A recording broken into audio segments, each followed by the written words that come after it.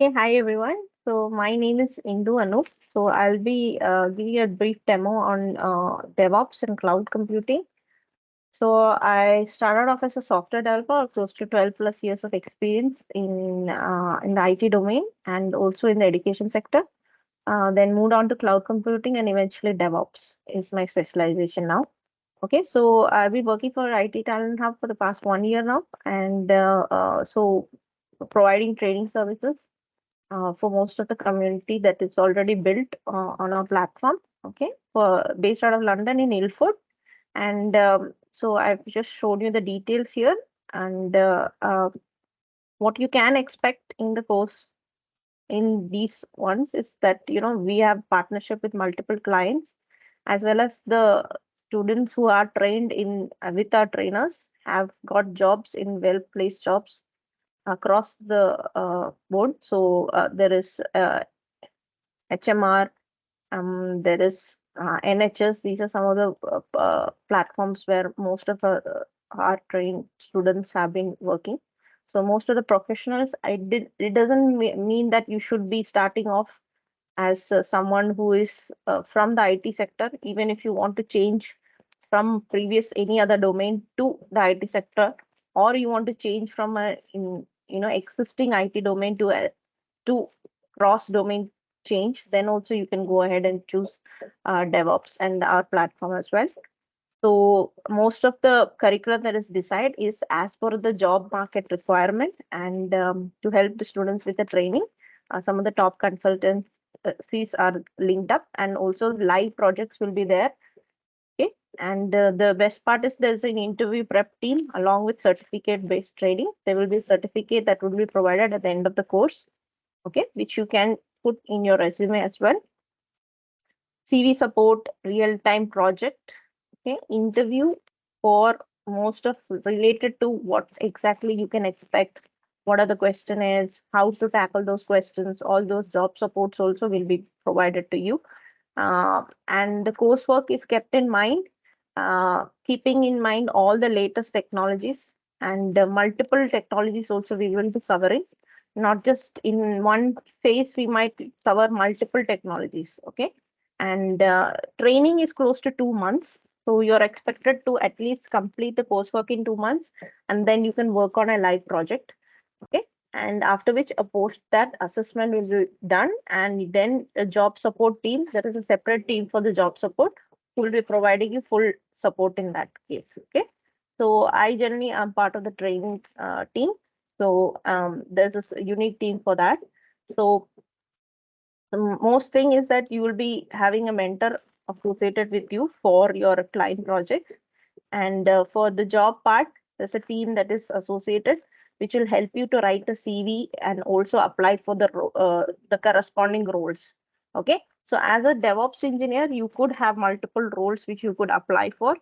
Probably, you can start off with applying as a DevOps engineer, and also you could also apply in the form of what we call as platform engineers,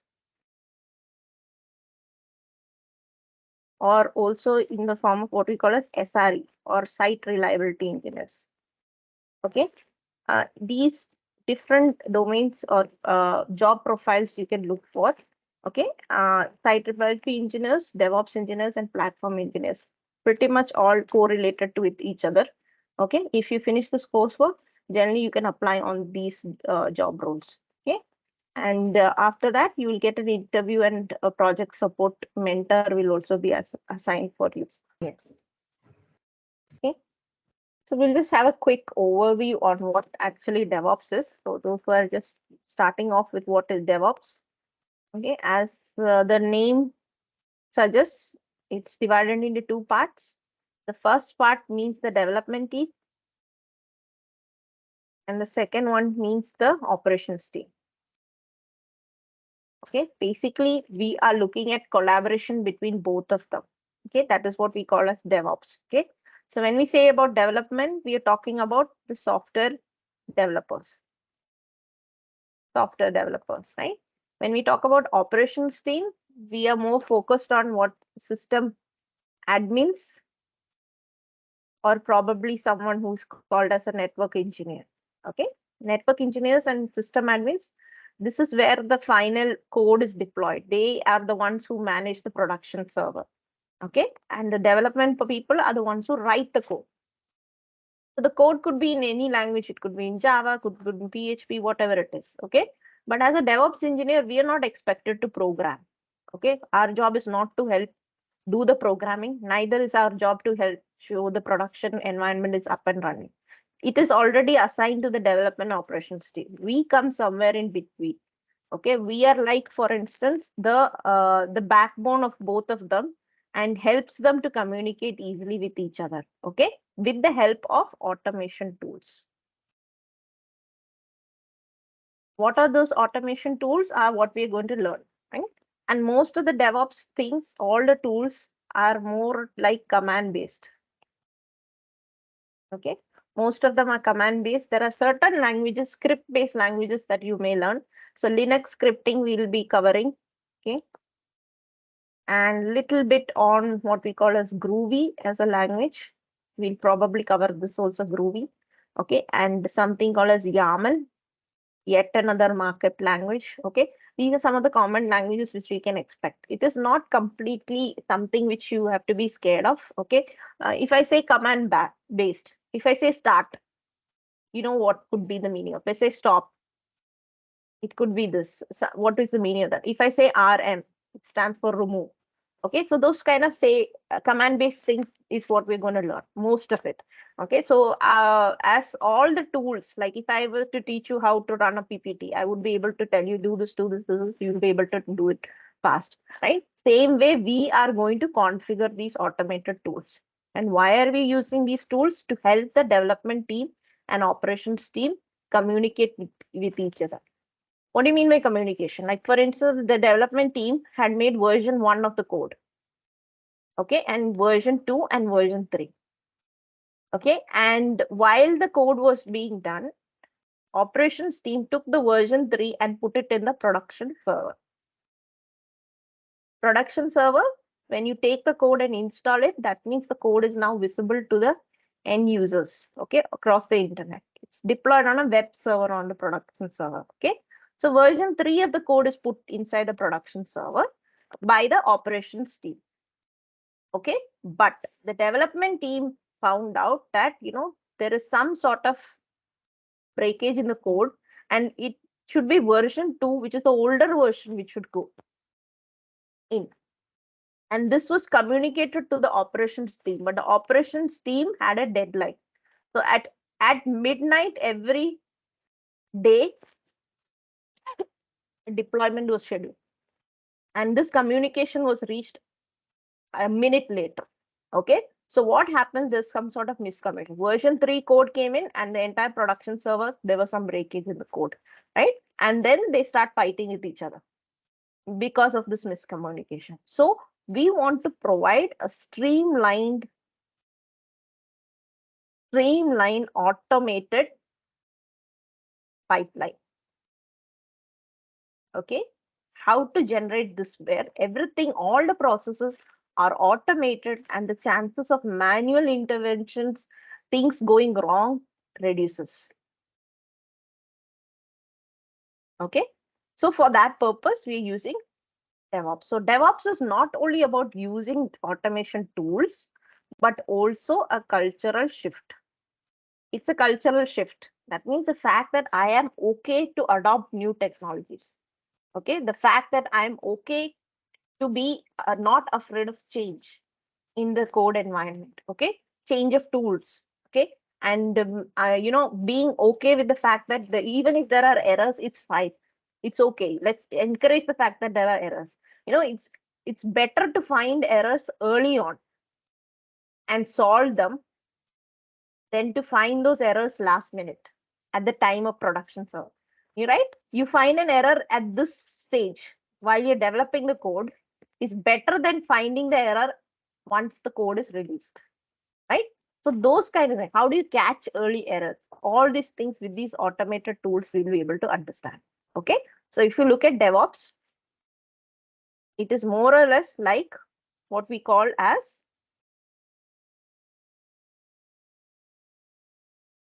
combination of cultural philosophies, practices, and tools. Okay, so automated tools, certain practices, the fact that you are able to adopt new technologies, certain philosophical changes, okay, cultural shift, everything is a combination. Okay, that means you are disciplined, all these things, right? Increase an organization's ability to deliver applications at high velocity, faster delivery of products. Okay, because everything is streamlined, right? And because everything is streamlined, you can become one cut above the rest of the competitors which are there in the market, okay, in your sector. So if you're in banking sector, if you bring in more features, okay, the more features that you bring into a product, why are you able to bring in more features? Because everything is streamlined process, right? So you can code faster rather than focusing on old errors that may be there. You can focus on new code. Okay, those kind of advantages we would be having. Okay, so if you take for example, your delivery pipeline would look something like this. So these kind of delivery pipelines which are automated is what a DevOps engineer is supposed to be expected to do. Okay, so first you will be writing the code. The developer would write the code, then we need to set up a streamlined process like this, where the code that is written by the developer would be built, test, released, and then continuously monitored. Okay, and then replan. In case something is wrong, you get a feedback and reincorporate that feedback and replan and again do a build of that change and again do it. So it's like a cyclic thing. Keep repeating till you get the perfect product. Okay, software product. Okay, so generally developers face certain challenges, like for instance, the waiting time for deployment might be more. Okay, now everything is quick deployment because everything is streamlined. Okay, and previously what happened, the developer was more focused on old code because by the time he's focusing on new features, some new feature which his boss gave him, he may end up with errors of the old code. He has to sit and resolve this and work on new features, which may takes up the time of the developer. Now it's not like that because those errors are caught early. So what happens, the developer can now focus on the current code that he's working on and not the old code. Okay, those are kind of the advantage. So as a developer, as a DevOps engineer, we have to provide this kind of solution to the developers. Okay, same way for the operations team also, as a DevOps engineer, we should provide certain solutions. What are those solutions? For instance, the production environment. Okay, we have to increase the reliability of the code running that is running on the production server. Okay, for instance, suppose say the code is deployed on a production server. Okay, and there are certain scaled up production servers, like there would be multiple servers. Okay, and you are trying to scale up the system. Okay, what you have, what is called as containers. Okay, we have to do all of that configuration, and all the machines you want to do a software update overnight. Overnight, imagine doing a software update on 10,000 systems. Okay, on the cloud platform. Okay, if you want to do that, you can go for any configuration management tool, like for instance Ansible. Okay, this is a configuration management tool which will help me to provision software. Okay, overnight in a fraction of a second, I'll be able to configure all those systems from running a script in this in a master machine. Okay, when I run that, it will update all the systems simultaneously using Ansible. Okay, there are other ones like Chef. There's another one called as Puppet. All these are tools that are going to help the operations team. Okay, and just by putting the code inside the production server is not enough. You need to continuously monitor everything. What you have to monitor? You have to monitor the system. You have to monitor the logs, server logs, in case anything goes wrong. You have to monitor the code that is running inside it. Is it running out of resources? Okay, all those things you have to check. Continuous monitoring. Okay, for that purpose, you can have other tools like Nagios is there. There's other tools like Prometheus and Grafana combination is there. Okay, there is another one for log monitoring, which is called as ELK. Okay, there are lots of tools which you can use for continuous monitoring. So as a DevOps engineer, we need to set up this. Okay, so Grafana is like a visualization platform. Imagine if I tell somebody, you know what, the cricket scoreboard, you see the scoreboard where you can see okay, this person has got, this is the current score right now. This is the statistics. You get everything in one dashboard. Okay, similar to that, monitoring dashboard also we'll provide using Grafana. Okay, even Nagios also, you can monitor the network. Okay, the CPU, memory, everything you can monitor using Nagios. Okay, so this is how you can help the operations team. Okay, in fact, even not just software updates. What if I want to scale up and I want certain storage to increase the storage? How to do that? If I want infrastructure to be scaled up, deployed overnight. I want to deploy infrastructure very fast through a script. Then I can use something called as Terraform. Okay, these are all the tools which are going to help us. Okay, to help the operations team. Okay, so best part about it is that what could be the business benefit? You're able to provide faster solutions because of which you can improve the performance. Okay, efficiency increases. You're able to continuously improve, add new features. Okay, if you're adding better features, what happens? Improved customer service. And even if something fails, that's the best part about DevOps, is that never be afraid of failure. Okay, so even if something fails, you can roll back fast. Okay, even if you want to fail, you can roll back fast. So in rollback, you can have this ones, like you have your artifacts stored into something called as JFrogs. From there you can pick it up, or in AWS also you can use the elastic beanstalk, where you can go and go back to a previous deployment. Okay, so like that, there are lots of things which you can learn. Okay, and then you have faster return on investment. Okay, you have more time to market your products as well. Okay, these are some of the business benefits. Now, as DevOps, if you look at the adoption part, first, everywhere we look for cultural transformation to change the entire mindset. Okay, and then once you are ready, you go for changing the processes. Okay, previously we used to start with something called as waterfall model, then we go for what we call as agile. Okay, so you have to change the entire process what you are dealing with. And then what kind of technological transformation can you include? Try to automate everything, and then final adoption of all the tools. Look at the pros and cons. Look at the tools which are open source. Okay, and then try to bring in those tools based on their efficiency and features, number of features. Okay, now if I say DevOps, okay, everyone able to understand till here what I thought, why I was able to convey? Any doubt till here?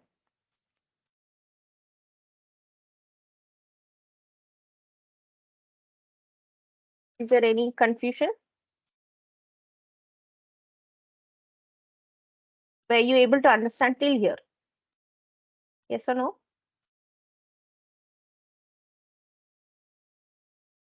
Anyone can unmute and just say whether you're able to understand till here regarding what is DevOps. Clear? Okay. Clear. Okay. So yeah. So what I was doing is nothing but asking for feedback. Okay. Why do I ask for feedback? See, number one, I can finish the entire presentation towards the end of the session, and that's it.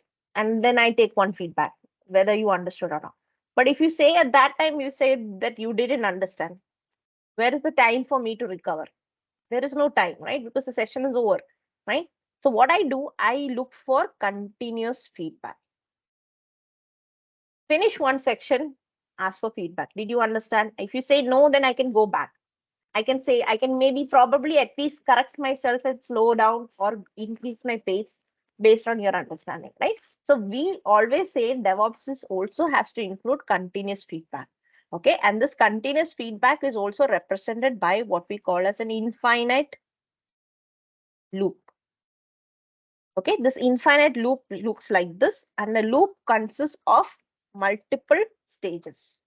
These are phases, or what we call stages, you could say, multiple phases. Okay, and it starts off from planning phase. This is from where it starts. And then we go to code part, build, test, release, deploy, operate, monitor, and then again plan. Replan again, recode again, rebuild again. keep repeating this until unless your quality of your product, software product, is the best. Okay.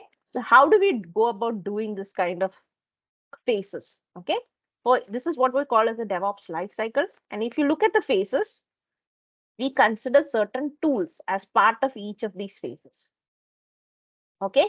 So planning phase, you can include, say, the PowerPoint presentation we're doing right now, the teams that we're using for communication purpose, including project management. If you're doing, you can also include something called as Jira, which can be integrated with the code part. That's why you see it in the code part.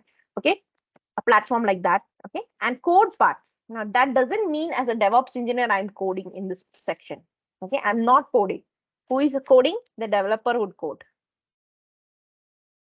The developer would code here. Okay. But what is this? We are, as a DevOps engineer, our expectation is to help the developers to version their code. Version their code. Version means what? Complete tracking of the code as to who made the change, which developer made the change, at where, which line of code, where the change was made. That means line of code, where the change was made, at what time the change was made. Okay, all these things which we call as the tracking of the code to know the entire version history. Okay, all of this is done by the DevOps engineer. We are the ones who are going to help the developers in doing that. In fact, we should also know version control, because some of the code files that we have, like for instance, there's something called Docker file, Docker compose file. These and all are part of the code. We have to put it part of the code. Okay. So those kind of things. So version controlling happens here. Then the code is built. Okay. When we say code is built, like for instance, if I have, say, a Java code. Okay. So when I say code, it could be, say, Java code, say homepage.java and say products.java. This is my code. Okay. The code could be in Java, which we consider as a high level language. Okay. High level language is something which is like some language which is like English like. Okay. Like for instance, if I'm saying system.out.println. Okay, and I'm giving, say, in my name is Indu Anu. I give my name like that. Okay, and so from the syntax itself, you can understand that it's got something to do with system, some sort of output I want to print something and go to the next line. And then this is the content I want to print. Okay, from looking at it, kind of like English, like, which we call as a high level language. Okay, this code is then built. A part of the build phase is actually compilation, where we are saying this code is converted into a class files. Class files. Okay, the products.java will be converted into products.class files. Class files are what we called as, so you can use build, you can use certain build tool like Maven. Okay, so build tool is always selected by the DevOps engineer based on the source code. If it is a .java, I will use build using Maven.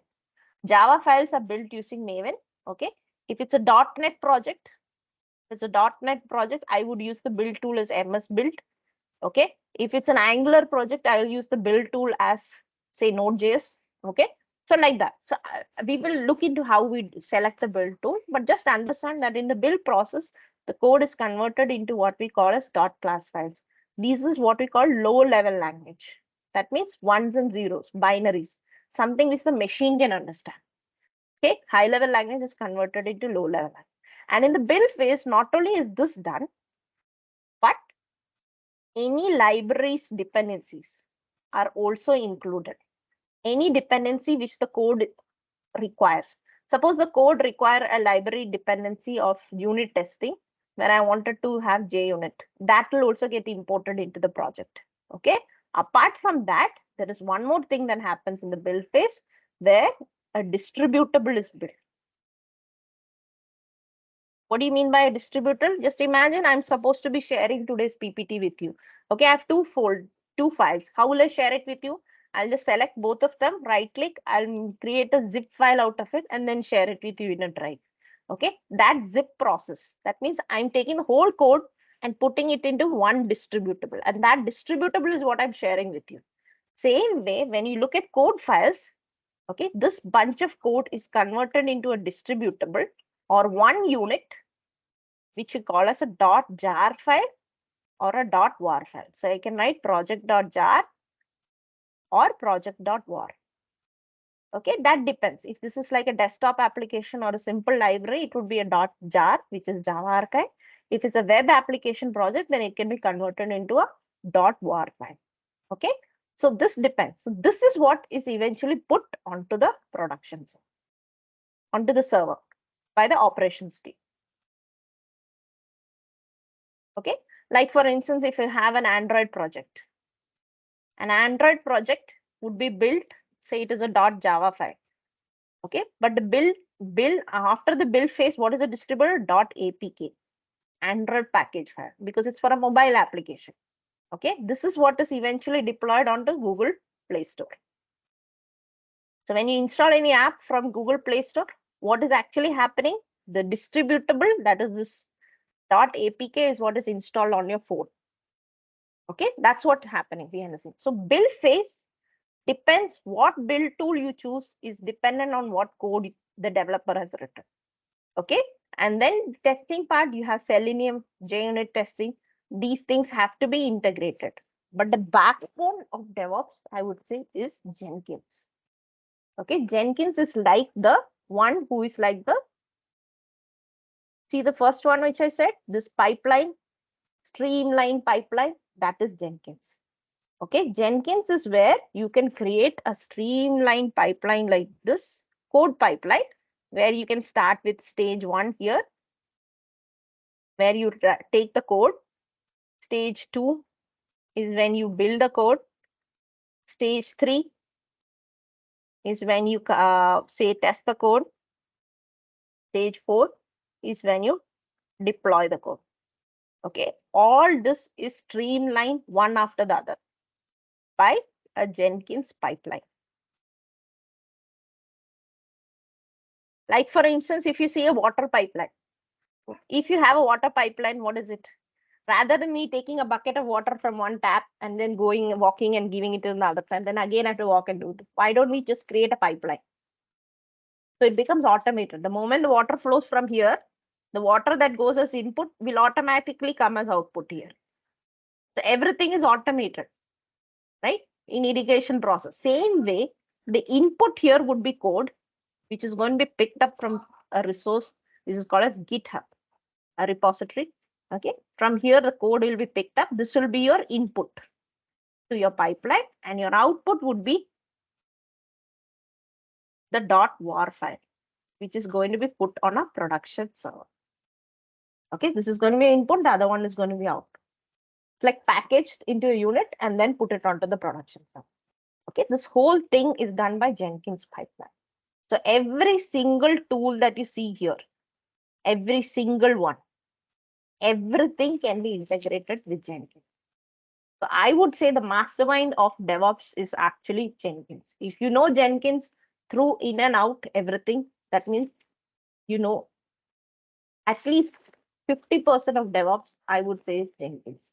Okay, the rest, of course, is Docker, concept of Docker. I won't tell you into detail what it is, but just understand that, the code that is there, okay, you put that into a small unit, which we call as a container. And that container is a self-sustaining thing. Okay, self-sustaining. Like, for instance, I'm completely independent. Like, if I go to my workplace, I carry my backpack, right? I have my own contents. I have my book, I have my pen, I have my tiffin, I have the what is it, the drinks that I want, whatever it is, my water, everything. That means I'm completely self-reliant. And I don't need to go to the office canteen. I don't need to go to this. So a code along with all its dependencies in one unit, so that it is not dependent on anything or any platform that it is deployed. It is self-sufficient. Okay, that unit is created using Docker. And that unit is managed using Kubernetes. You would have heard of Kubernetes. Okay, Kubernetes is there. Then I also told about Ansible and Chef. right? This is a combination which helps me to update all 10,000 systems if I want to update the software, or I want to deploy any software on top of it overnight in a fraction by running a certain something called as a playbook, something called as a playbook. Okay, this is in a YAML format. We will learn how to do that during the coursework. Once you run that YAML file, you will be able to update any software that you want on how many systems ever you want. Okay, so those comes in this combination over here. Then the monitoring part. Monitoring part, there are so many. There's Nagios, there's Splunk, there's Datadog, there's Prometheus, Grafana, there's ELK. These are all very much useful for creating a very nice visualization dashboard where you can monitor all the resources. Okay, and your code will be deployed on a server on AWS cloud. Okay, so first thing we'll be also learning, if you see, almost everything is open source, everything except the cloud platform. But a cloud platform also, all the labs will make sure we do it on a free tier account so that we don't have too much resources, except few sessions, like for instance, Kubernetes, which is a little heavy duty to install and set up. Okay, except this and probably a few sessions of Jenkins, we may have to go for a little bit of paid one. But otherwise, that is also just few, hardly few things. So it might not even cost that much. Okay, but everything is kind of open source, all the tools that we are covering. Okay, so yes, any doubt till here? Anyone has any doubt? Any questions?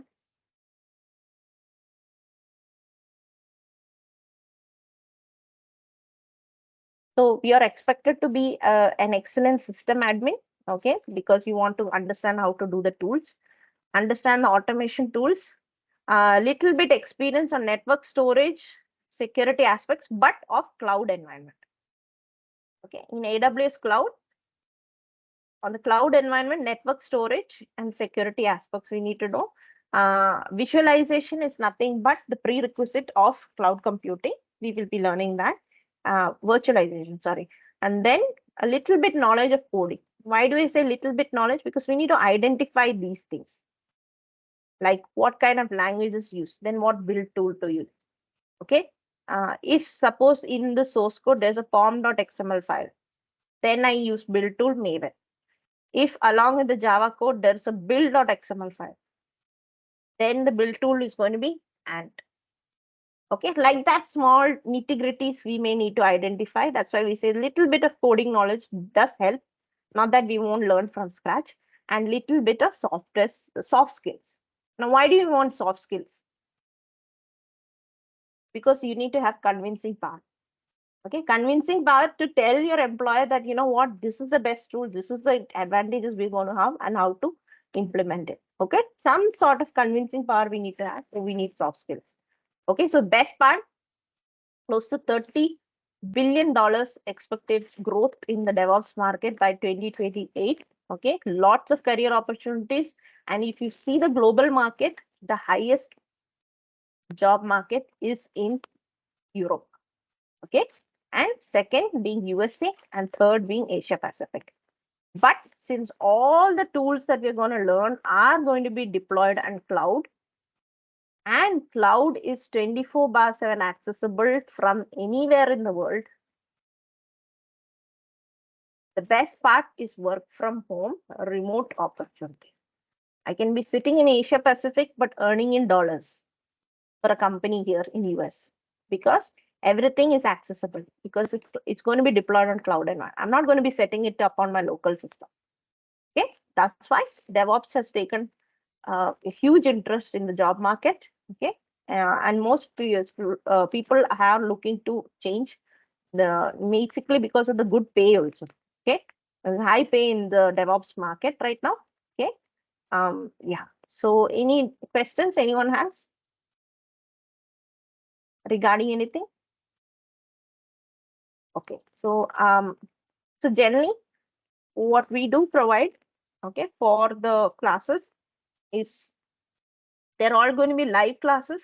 Okay, you can either choose weekend or weekday or batch.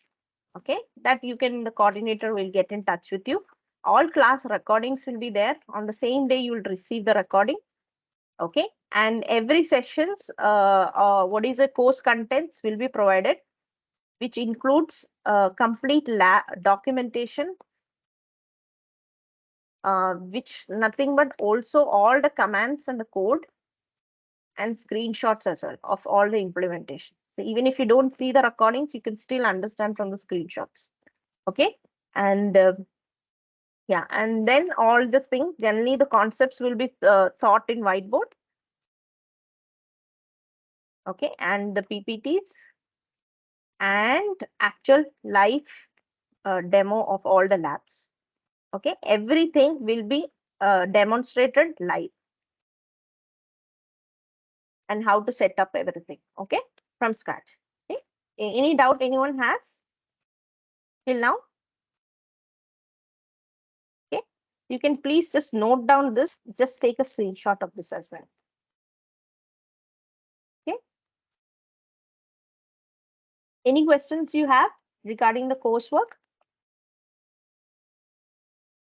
Okay. The coursework, course contents, generally full thing will be provided to you. In case you have not received it yet, you can just get in touch with Neelima. She'll forward you the details.